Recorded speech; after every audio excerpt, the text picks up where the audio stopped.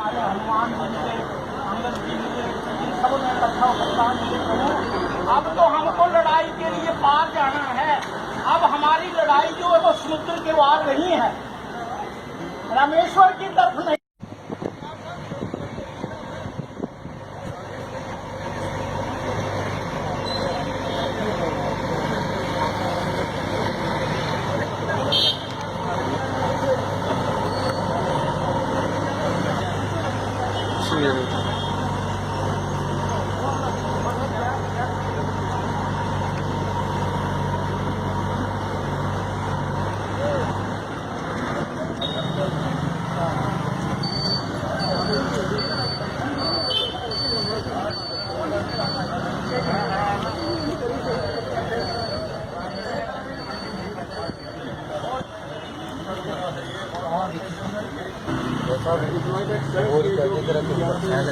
Members है वो भी यहाँ पे आप देख सकते हैं। मैं कैमरा मैन से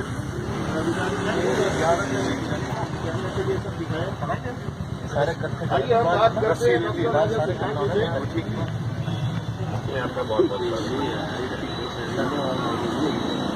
दरअसल क्या मुद्दा है आप यहाँ पर आज आए हैं और हमें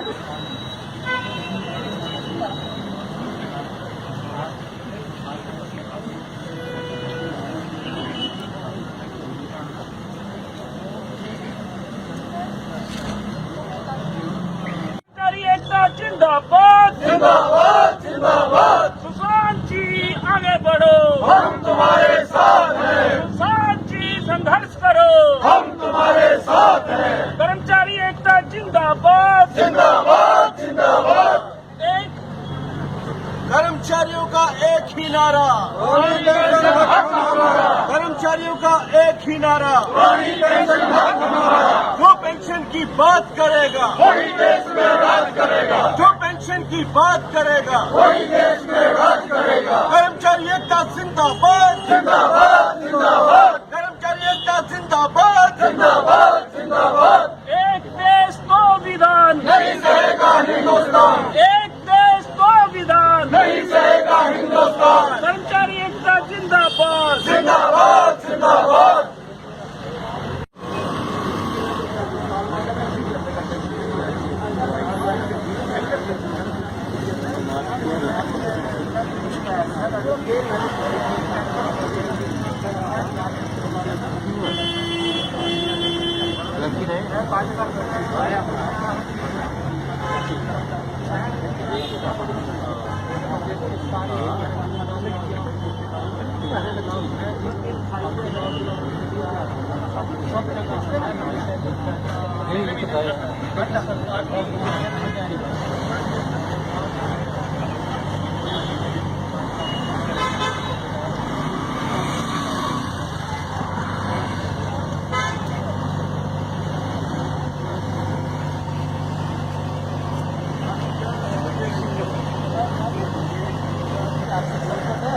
अगर आप उनको रक्षा नहीं देंगे तो इतना कौन बच जाएगा हमारी जिंदगी में। अगर तो मैं सबसे पहले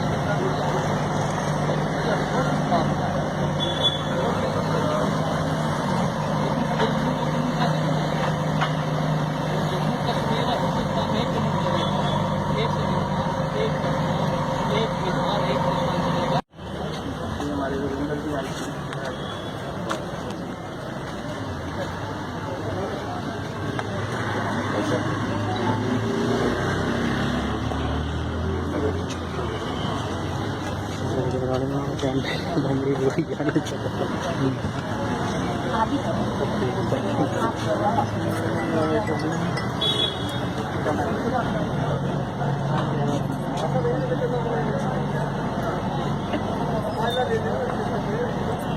7 सितंबर से 18 सितंबर तक चलेगा। तो हमने जयराम जी से आग्रह किया है कि इन दिनों में आप नोटिफिकेशन निकाल दीजिए और ओल्ड पेंशन स्कीम बहाल कर दीजिए, और साथ साथ में एक नोटिफिकेशन और निकाल दीजिए जब तक कि आपके मैनेजमेंट कुछ महीने फाइनेंस के बारे में कुछ प्रण नहीं कर पा रही है तब तक एक कानून लगा दीजिए और जितने पूर्व विधायक और पूर्व सांसद हैं उनके ऊपर भी न्यू पेंशन स्कीम लागू करवा दीजिए। सर इसके अलावा अगर ये मांगे पूरी नहीं होती हैं, विधानसभा सत्र तक आपने ये समय रखा है, तो अगला स्टेप क्या रहेगा? अगला स्टेप उसी वक्त। ठीक है सर। तो दो ही मार्ग हैं, या तो सुसाइड करने की ओर बढ़े या फिर भ्रष्टाचार की ओर बढ़े। तो जैसे नेता भ्रष्टाचार कर रहे हैं वो भी उन पद चिन्हों पर ही चलें तो समाज बिगड़। ये है कि इस देश के 1 करोड़ और हिमाचल प्रदेश के लगभग 1 लाख कर्मचारी और अधिकारी जो 1 जनवरी 2004 या उसके बाद सरकारी सेवा में आए हैं, भारत सरकार ने उनकी पुरानी पेंशन समाप्त कर दी है और न्यू पेंशन स्कीम के अंतर्गत उनको लगभग पेंशन समाप्त कर दी गई है और उनकी स्थिति इतनी भयंकर हो गई है, अभी रिटायर होना शुरू हुए हैं कर्मचारी। तो जिस कर्मचारी को 25,000 रुपया पेंशन मिलना चाहिए, नई पेंशन स्कीम के तहत उसको केवल 2,500 रुपया मिल रहा है। 90% कर्मचारी भाई 1,000 से लेके 2,500 रुपये के रेंज के बीच में है, अर्थात रोज का उनको 33 रुपये से लेके 83 रुपये दिहाड़ी मिलेगी, जबकि मनरेगा के मजदूरों को हिमाचल प्रदेश में 205 रुपया दिहाड़ी मिलता है।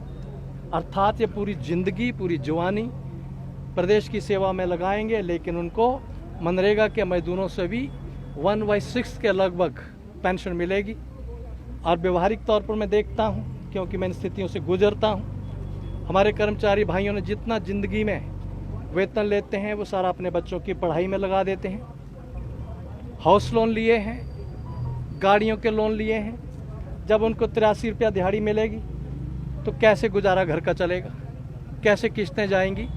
और वो सरकार ने कैसा वातावरण खड़ा कर दिया है कि वो धीरे धीरे मेंटल प्रेशर में आके कई बीमारियों से ग्रस्त हो जाएंगे और लगभग मुझे लगता है एज डॉक्टर कि वो आत्महत्या की ओर अग्रसर हो रहे हैं। और दूसरा, सरकार कोई एहसान नहीं कर रही है। अभी मुंबई हाई कोर्ट का एक फैसला आया है, उसमें हाई कोर्ट ने फैसला किया है कि जजेस जो नए आए हैं उनके ऊपर ये एनपीएस का फैसला लागू नहीं होगा, ये अनकॉन्स्टिट्यूशनल है।